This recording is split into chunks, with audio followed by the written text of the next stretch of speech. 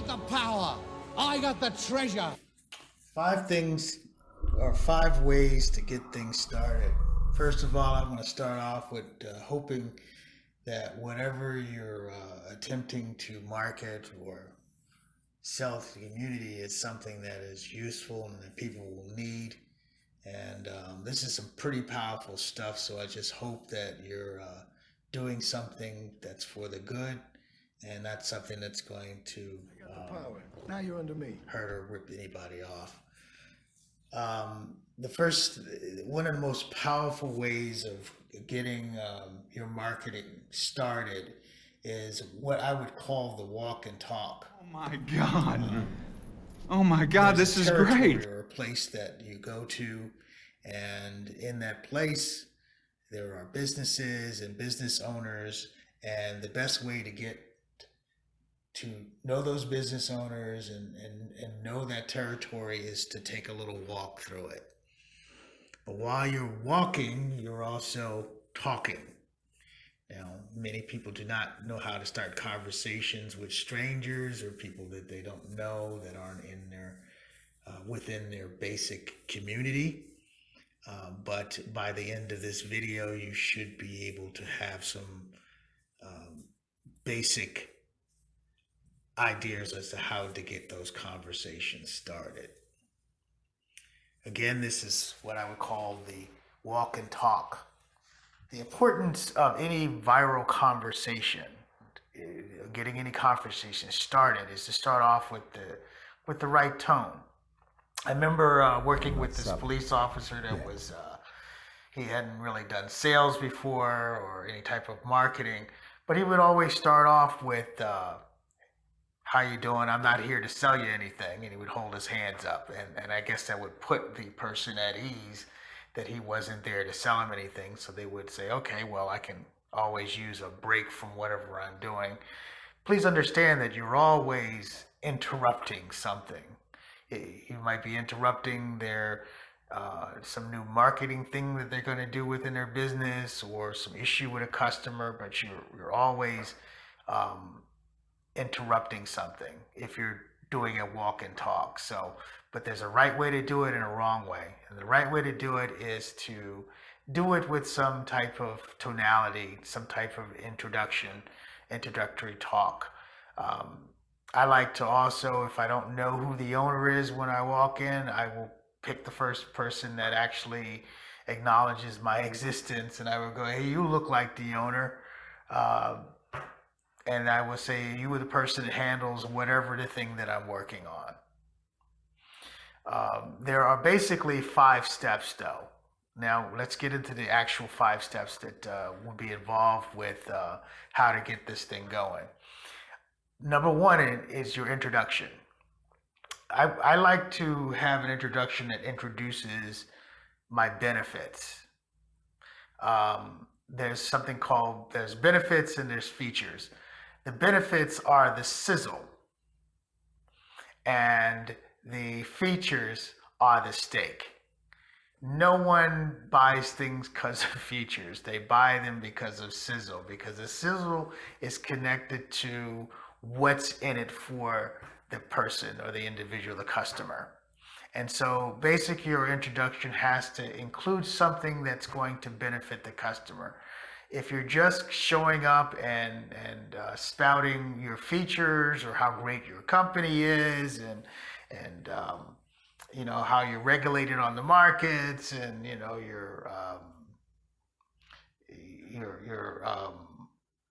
stock exchange codes or whatever, that type of stuff is not going to be interesting to the customer. You're interrupting them. They want to know exactly what you're here for and what's in it for them. The next thing besides the introduction would be your short story. In the short story, it's very important to keep it short and simple because time is money and money is time. And that goes for them as well as you. You don't want to waste your time because you're wasting your time, you're wasting your money. You don't want to waste their time because if you're wasting their time, you're wasting your money. So any interruption is like borrowing money. you're there, and you want to make it clear that they are borrowing money from you as well as you borrowing money from them. So you want to make sure that your proposition is something that's going to give them back some money. So you have to keep it short. You have to we call it the KISS principle. Keep it short, and keep it short and stupid is my favorite subject in this matter. If you aren't keeping it short and simple, then you making it long and lengthy, and they're gonna basically throw you out. And they're gonna, sometimes they throw you out in a nice way, and sometimes in not so nice a way. But if you're going to enter into this any type of business of your own, you're going to have some thick skin. But you won't need as much thick skin as if you can get to the point as quickly as possible. What's in it for them? And your short story should include, hey, what's in it for them? After that, you want to have a presentation. Now, the presentation, this is where it gets interesting, because I hear a lot of people on the internet and a lot of people on YouTube, and they're always talking about these elaborate presentations, 30 minutes presentation, etc. A presentation can be very simple as me taking a brochure and putting it in your hand, or laminating the sizzle or the talking points, the things that are what's in it for the customer, and just putting it in their hand, and then talking to them a little about what they're seeing, pointing to your sizzle points, and then just gently pulling it back out of their hand, so they can get the feeling of what it's like to have something taken away from them.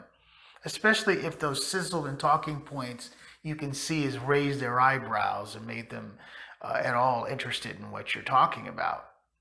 You just take it back so you can create what's called a little bit of loss. The final step is what we call the close. Now, the close is, basically the request for business. Now, the close is asking the question. The best way to close is to ask an affirmative question. If the customer says, "Oh, I like the prices," then you say, "When would you like to experience these prices?"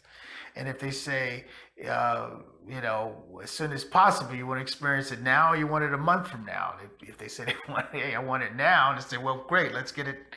And these are the things I need you to do to," and you get them started right away. You tell them, like, "Here, go get this, go get that. Let's get you started. Let's get this, get you on the roll to get your savings, to get your benefits, to get your sizzle." And you're using whatever's piqued the individual's interest to make sure that happens. And a lot of times, if you've done everything right, as far as the beginning, the introduction, the conversation, and everything beforehand, the introduction, you've got the short story down, you've made your presentation. A lot of times, the close is just a piece of cake.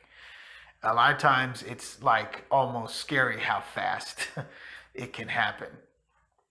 The last thing that I think is very important, and a lot of people miss, is if you're doing something good for someone, and you know that the thing can be used by not only the person you're talking to, but also someone else or anyone else in the community, ask for referrals. Hey, do you know anybody else that has been looking for something like this, or you think that this might help out? Even if you don't actually make it happen with the person, the customer that you're dealing with, asking them for referrals is not a problem. They may still have had a pleasant experience with you, and they say, "Hey, you know what? This guy seems like he's okay. Let me send him over to my friend of mine. He might need this particular service, or maybe he's heard that somebody's been looking for this." And a lot of times, those are excellent opportunities. But those are basically the five marketing steps that are most important. Now, not only can this type of marketing procedure work face to face, but if you're doing something similar to that in your copywriting and in your marketing in general, then things will work out for you. hey, if you like this content, come back and see us. Thanks for watching, and it'll be good to see you again.